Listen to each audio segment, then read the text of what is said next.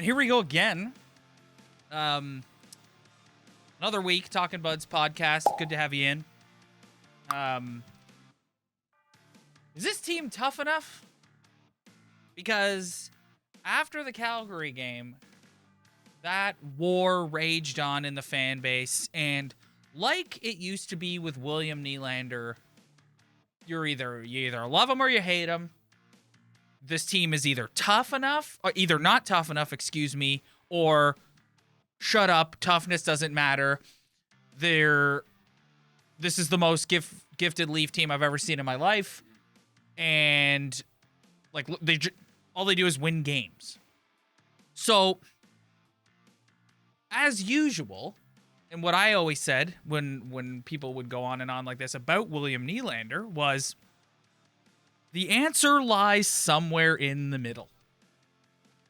What say you on this? Are they tough enough debate? Here's when I'm watching that game against Calgary, first of all, I thought they dominated possession in that hockey game. Look at the shots, look at the shot attempts.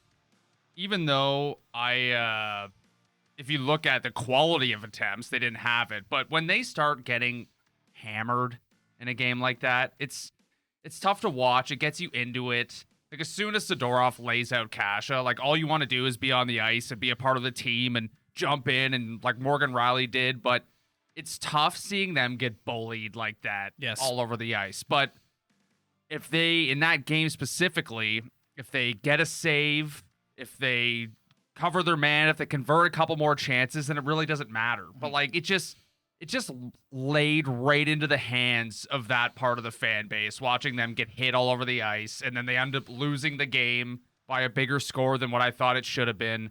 And they're not tough enough. And bringing in one guy, say they go out to the deadline, they bring in one tough guy. So you're in the not tough enough side. Yeah, like, they're not. I'm not one of those people who are gonna be like, well, they can't win, they're not tough enough. But when they're in a game like that, they're not gonna be able to fight back the way that other people would want them to, because they're just not big enough. Can I rephrase the point you're trying to make? I've thought about this over and over since the Calgary game, because if we're gonna talk about the last two losses, there were two different stories. There was the Calgary game where after the Kasha hit, the tide sort of turned. And then there was the Vancouver game where Thatcher Demko just played completely out of his mind. Yeah. And they dominated him. And I also want to talk about the Vancouver game a little later, because that pro wrestling hot crowd put that game over that was amazing. Yeah. So, rephrasing what you just said, I think there was a point in this team's history where they weren't tough enough. A game in Boston a few years ago comes to mind. It was a Saturday night game around Christmas time, and the Bruins were running around. And do you remember Zach Hyman dropping the mitts? And like, they just had no one, right? Yeah. To me, toughness is not the problem. The inability to adapt is the problem. Mm-hmm. The Maple Leafs have success when they can play a certain way. Wide open offense, up and down, trading chances, run and gun. That's how the Maple Leafs like to play. Yeah. When you play a team that defends and takes away the time and space, they can adapt. So part of taking away the time and space is, yes, there's more physicality, but I was watching them the other night in the Calgary game. It's like, you can see like Matthews and Marner, like, they're visibly frustrated that they're not getting the space that they normally get to create, and they can't adapt. And that's what's happened in the playoffs last year, is the Montreal Canadiens took the time and space away, and they don't know what to do. Like, they don't. So yes, toughness is a part of that, but what makes the Tampa Bay Lightning two-time defending Stanley Cup champions? You want to play run and gun? We can play run and gun. Yeah. You want to take away time and space? We can play that way too. And the Maple Leafs, if they can't play their like road hockey style puck moving freewheeling offense, they don't know what to do. Yeah. And that's how you stop them. That's an amazing point. Like, I can't dispute any of that. But when I look at that Calgary game specifically, I didn't think that they shut down Matthews. I don't think they shut down Marner. Those guys, Marner had 10 shots on net. They didn't shut them down. You know what happened in that game? Their goalie lost all his confidence and was letting in bad goals. And not goals that are tough. Like, I'll give a goalie a bad one every once in a while, but Those goals is watching a guy who has no confidence. And I think in that game specifically, yeah, they got hit. And because they lost, it was easy to point to that. But I didn't think that's why they lost that game. I thought they fought through that. Yep. I thought they were good on the penalty kill. Their power play was good. I thought they played very well. It's just they couldn't convert on chances, and their goalie couldn't make a stop. And I know blown assignments, that happens. But that game specifically, I'm not going to blame it on their toughness. They're better. They're way better than that team. That team sucks. I don't care what anybody says. The Calgary Flames are a garbage hockey team. Yeah. Every team in this country is garbage. Yeah. They're not tough enough. I get it. We're foreshadowing to the playoffs because that's all that matters. But it's just, I think in that game specifically, I don't like the word tough. Because I don't think they get pushed around like they used to. Like they have Wayne Simmons who goes out there and can answer. It's just, like I said, it's the inability to adapt. That's the problem. There were times in this team's history where it was like the ridiculous our power play is our response line from a few years ago. Honestly, right now it kind of is.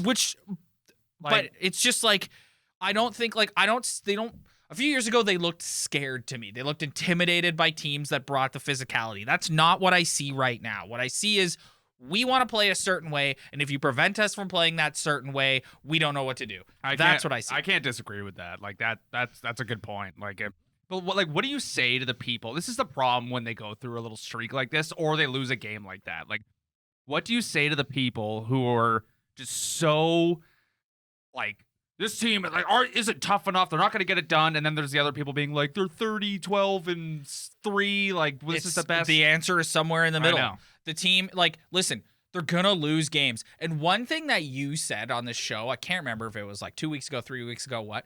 You admitted, we don't closely watch other hockey teams. I bet if you sat and watched any other team, they go through this same crap that the Leafs go through. So, the answer is somewhere in the middle.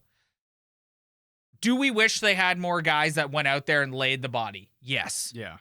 Do I think that not having as many of those guys is a huge problem? No, because they're winning a lot of hockey games. Yeah, they're a good team. The huge problem is they can't adapt. And like I said, I'll use the Tampa Bay Lightning as the example. They can play any way you want to play, and they can beat you at any way.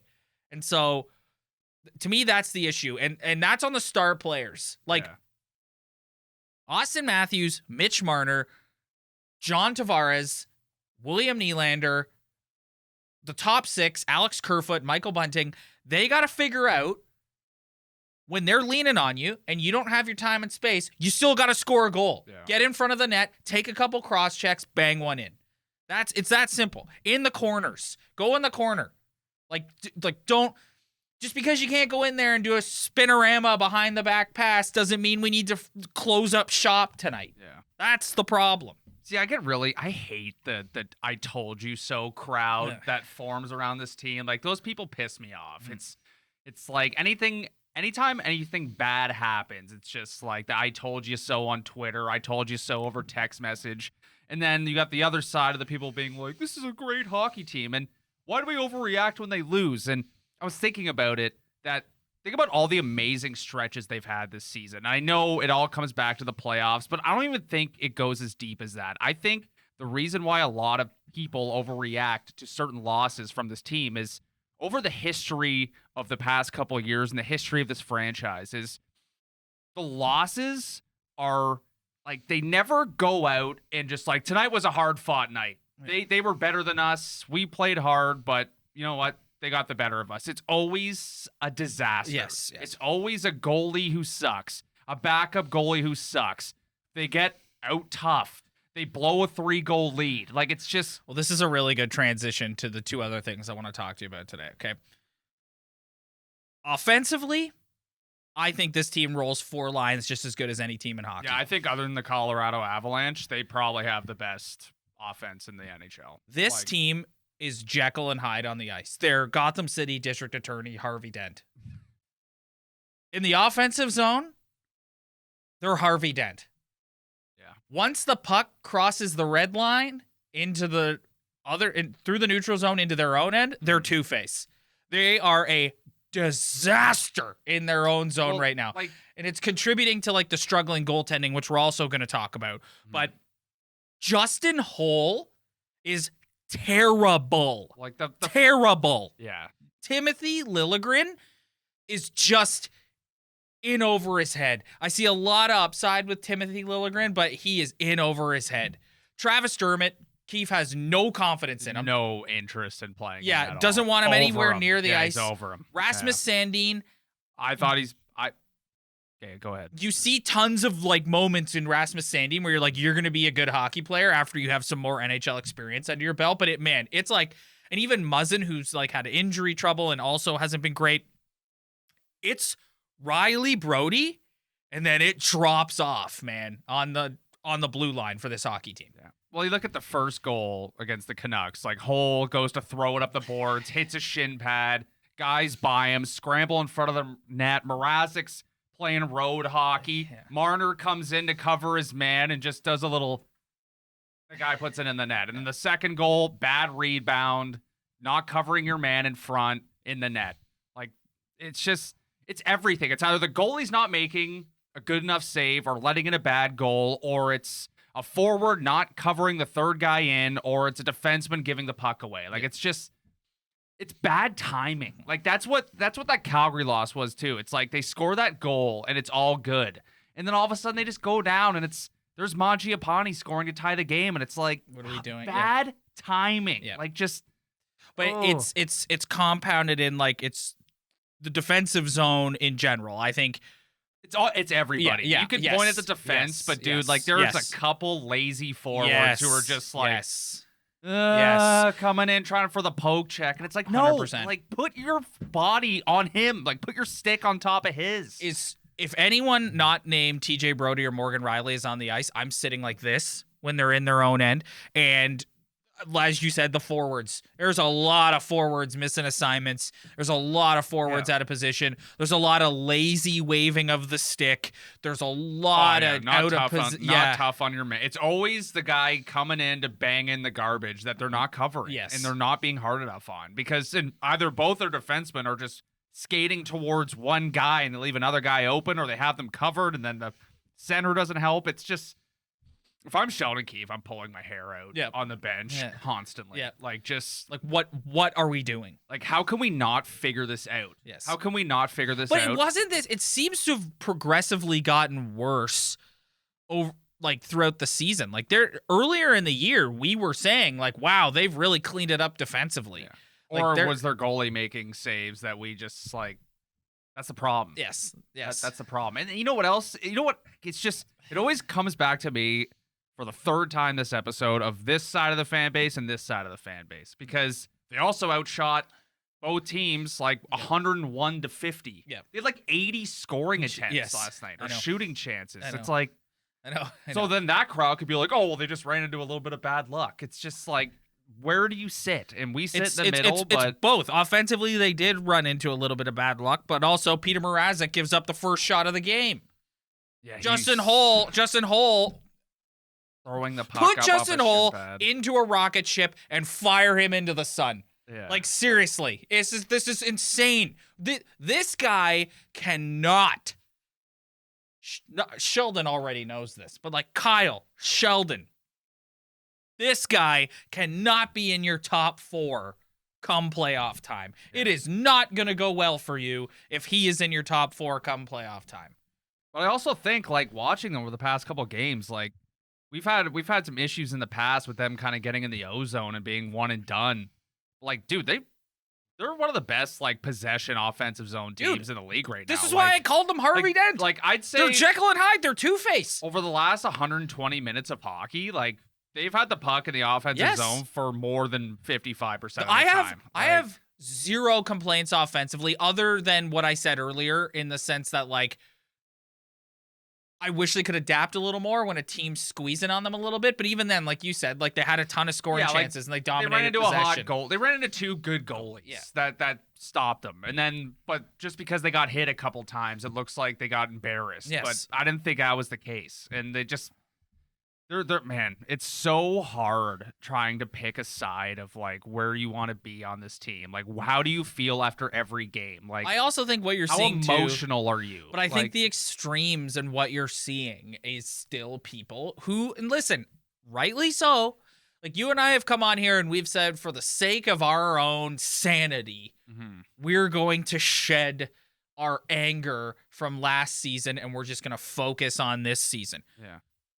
There's a lot of people who can't do that. And there's a lot of people who watch that Calgary game and are like, here we go again. We're going to go into the first round. They're going to squeeze some pressure on you guys, and you're going to wilt. And we're going to be right back here again with another first-round exit after you have a record-setting, or what looks like to be a record-setting regular season. Paging Aaron Rodgers.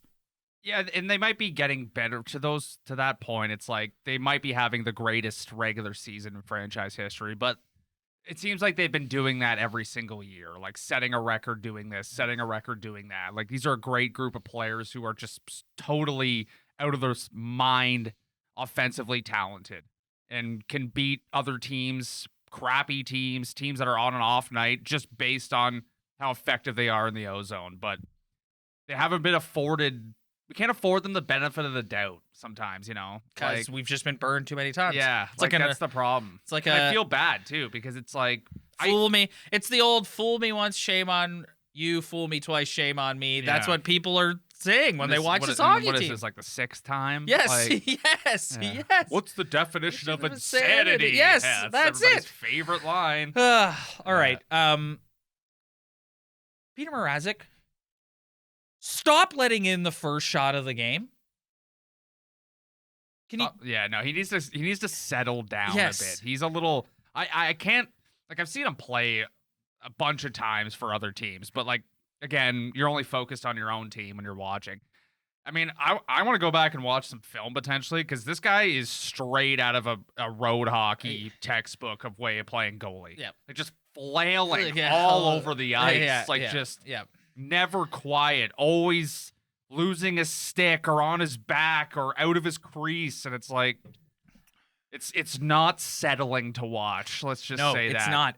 He doesn't seem to me like you. I don't profess to have watched a bunch of tape on Peter Mrazek prior to getting here, but he doesn't seem comfortable to me. Like, it's been a weird year. He's been hurt a bunch of times. There was the COVID pause. Like, it's been a weird year, but he just looks so uncomfortable in there to me. Like, it's sketchy. You're right. It's sketchy. He plays a sketchy goaltending style, and I don't know. Weird. Yeah, it is weird. So just no one's asking you to be perfect, but like, can we stop being down 1-0 under 2 minutes in every single time you start? Sheldon Keefe is not happy with the goaltending if it doesn't go well. No. He's not nice. Well, he's not an apologist at all. Well, we saw in the Amazon, that he and Steve Briere can have a prickly relationship sometimes. Speaking of which, someone commented on our Instagram essentially blaming Steve Briere for what's going on with the goalies right now. He was like, the more time goaltenders spend with our goalie coach, the worse they get, which is an interesting point because you saw that a bit with Freddie. And like, part of the reason why I want Peter Mrazek to get his shit together is because Jack Campbell needs a rest. Jack Campbell is in a bad way does he need mentally. A rest? You could almost make the argument that he doesn't need a rest because when he didn't have a rest, that's when he was playing his best. Yeah. Now he has more time to sit on the bench, watch Mrazek, and get into his head even more. Like, you could make the argument the opposite way. I know he fell apart in Calgary. Oh, dude, I am a goalie apologist, okay? Like, I will go out of my way to defend bad goals because there is nothing I hate more as a fan of a hockey team than being worried about the goaltending. So I'm going to try to come up with every excuse to make myself feel better and make other people feel better about the goaltending. But just the timing of that goal he let in the other night, and he just got beat. And then the rest of the night, it was just short side through the blocker. It just reeked like for everyone out there who played any level of hockey, no matter if it was AAA, House League, you've had a goalie on your team at some point who struggled with confidence. Yeah. And it's not an easy position. And when they let in some bad goals, It that there's gets to something them. going on up here. Yes. Because it's a very tough position. And Yes. that's what I saw that night, is I could go out and I could defend and be like, guys aren't covering their man, which usually is the case. But, like, I'm sorry, if you've watched hockey long enough and you understand it, that is a goalie who is so far into his skull, it's not even funny. Yep. And it's a shame, really, because ever since he got here, day one, he's been great. Mm-hmm. We were kind of chirping him last week a little bit about goalies not making big saves in the playoffs. And then some guy threw a comment and then threw out his statistics in the playoffs last year. I forget the exact numbers, but they were really good. Yeah. Like, those were winnable goalie numbers. He hasn't been bad at all. Mm-hmm. And then all of a sudden, he's a Vezina candidate. He's like, he's an all-star. Mm-hmm. He's going to get paid $6 million. And then just like, I don't know what happened. Like, what happened to him? I think like, I think he was playing a little. It's like we said last week. I think he was playing a little too above his head, and I think For sure. But I think he's come back down. But I also think I've flagged this with Jack Campbell a bunch of times. I know with some of the older crowd, like, mental health is not something they want to talk about, but like this dude after the game, Yeah. No, it's like, true. like shut up. He might be putting too much on Yeah, himself. yeah, or, yeah. Like, Like, blaming and himself I don't too mean that much. disrespectfully. It's like, No. Jack, just like enough with the this is and he looks like despondent. He looks so upset, and it's like, dude, it happens, yes, man. yes, Like, yes. the best goalies in the world have bad spells. Like, it's 100%. fine, but like that makes me nervous that he can get that low. Yeah. you know. Yeah. Like, Freddie Anderson was pretty bad sometimes. yes. but like, He kind of kept an even keel, but like, yeah, I think he was. I don't think he ever dipped No. like this low. no, that's you know? and like I said, that's what concerns me about Jack. And like I'm coming at it from a place of like, dude, like you've played really well for us. You're gonna have nights where you stink it up, and it's just like just come out after the game and say, yeah, not my best night tonight. Want to put it behind me. Yeah. Move on to the next. But like he looks like he's on the verge of tears sometimes. Because and it's dumb too, because yeah, he's having a bad stretch right now, but like, how many times have you bailed? How many times you bail out the team last year? You had a great year last year. You bailed him out at the start of the season. Exactly. You had a good playoff. And if you didn't have number 3 skating around out there with literally nothing in between his ears, yeah, I'm sure that would help you from time to time. yeah, put him Or in. Timothy Liljegren, who is just completely in over his head Yeah. in some scenarios. Yeah, like- he needs to relax, because like it's a give and take. Unless you're Mikko Koskinen in Edmonton and you just like you're out of turns. Like, you've given this team enough in your tenure here that you can afford a bad stretch. Just like I don't know how you get your confidence back, but I think rest is almost like not great for him right now. Like, I think he actually needs to get in more, because he needs to get that confidence back. But at the same time, it's like if he goes in again and stinks the joint out, like now you have a problem. Well, Now that's it's like, why- you want to so- keep putting him in and give him his confidence back. But if he's letting in goals like that, like he let in the other night, then like, you're not gonna win a lot of hockey games. Well, Peter Mrazek needs to get his shit together so he can go in and maybe play 2 or 3 games. Give Jack a little mental reset. Get in there during practice. Get your confidence back. Like, Yeah. and get in there, and all it takes. Like, he played in New Jersey last week when they won, when they kicked the crap out of the Devils, and he played pretty well. It is the New Jersey Devils. That's true. But still, you got to start somewhere. Why not boost your confidence by beating up on a crap team like the New Jersey Devils? New Jersey Devils Are terrible. awful. Yeah. What do you think of Friedman reporting that they're working with Nick Ritchie to trade him somewhere? 2 words. Who cares? Like, I don't care. Yeah. Like, That's you know what? I've said it about Kyle. I'll say it again. The home run, the grand slam home run that he hit with Michael Bunting, and the just normal home run that he hit with Kasha, I'll give him a mulligan on Nick Ritchie. yeah.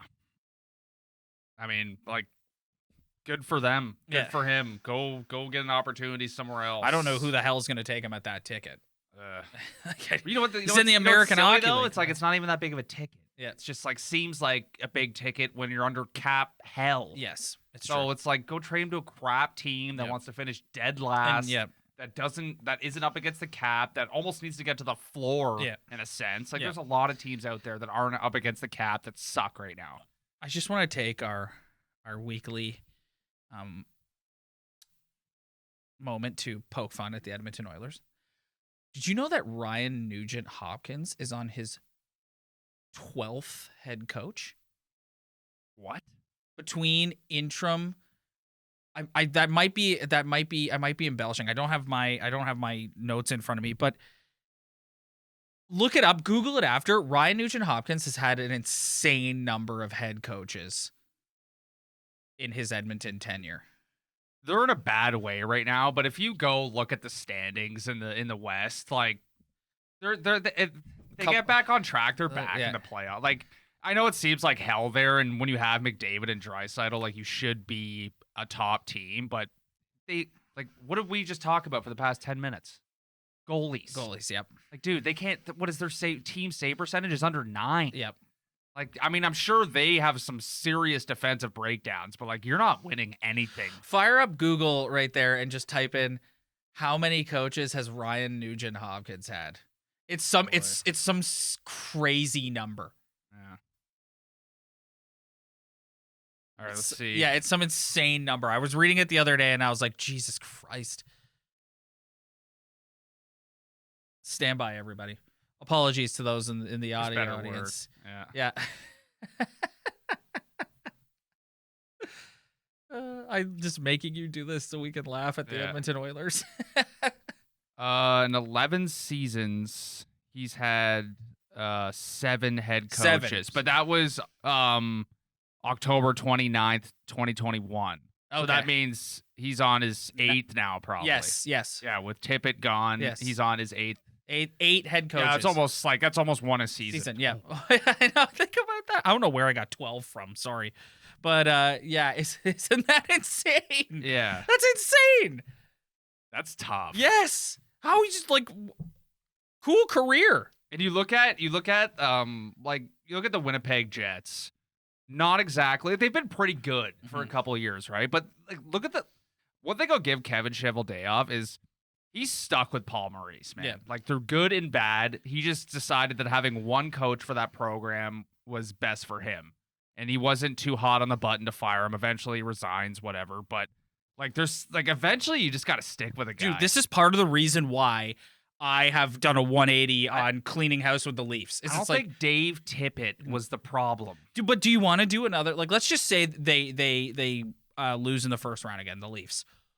Do you really want to go through a whole regime change and a whole philosophy change and a coaching change? We did that enough. Yeah, I know. That was our big signing or that was our playoff win every couple of years. Was a new guy coming in, Ron Wilson, Brian Burke, Randy Carlisle, just over and over and over again. That was the big exciting thing for Leaf fans because we just sucked for so long. But I mean, I'm sure a hardcore Oilers fan would be like, Dave Tippett did this, Dave Tippett did that. Here's the fact of the matter. They don't have goaltending. Their defense isn't good enough, just like the Leafs. Their depth scoring is worse than the Leafs.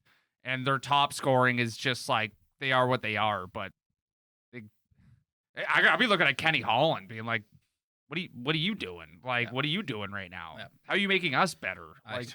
The same with Zach who? Who's this bum you signed for $6 million? He sucks. Yep. He's not doing anything. He's probably a day away from an ACL injury, too. They were talking about this on Overdrive the other day about how McDavid's play has slipped, too, and they were just attributing it to, the guy's just, so over it. Oh, he shouldn't be over it. He should be playing, it's just they're a one-trick pony. More than the Leafs, in my opinion. Yep. Because I think the Leafs have more weapons than they do. Shut down McDavid, and then I guess Draisaitl can beat you on the odd night, but yeah, but they're not good. No. But again, you stick any half-decent goalie in that market right now, they're not in this spot. Yeah. They're not in this spot. You look at the standings, they get back on track, they win a couple games, they're back in the playoffs. Yep. They're going to make the playoffs. That's my opinion. Yeah. But, I mean. All right. Bad. So, on we go. Folks, let's relax about the toughness. Let's also relax. We all know that they've played very well this season. Let's just let it play out. Everybody knows what matters. Playoff success. I'm going to beat this drum until the first puck is dropped on game 1 in Tampa Bay. God help us. Or in Florida. Oh, I know. Or in Florida. Everybody relax. yeah. All right? That's going to be that's impossible. What you just asked everybody is just going to be completely ignored Yeah. and no one's going to listen. Yep. Because that's what this fan base is all about. Thanks, everybody, for checking us out this week. If you like what you see, hit that like and subscribe button below. Spread the word. Tell your friends. We really appreciate it. If you're listening to the audio form of this pod, hit that. Give us a review, 5-star review. I almost said hit like and subscribe, which, I mean, you should do that anywhere you listen to us. Just create a couple fake accounts. Yes. Yep. Go out of your way to make sure we get more likes. 5-star review. Cheers, everybody. We'll see you next week.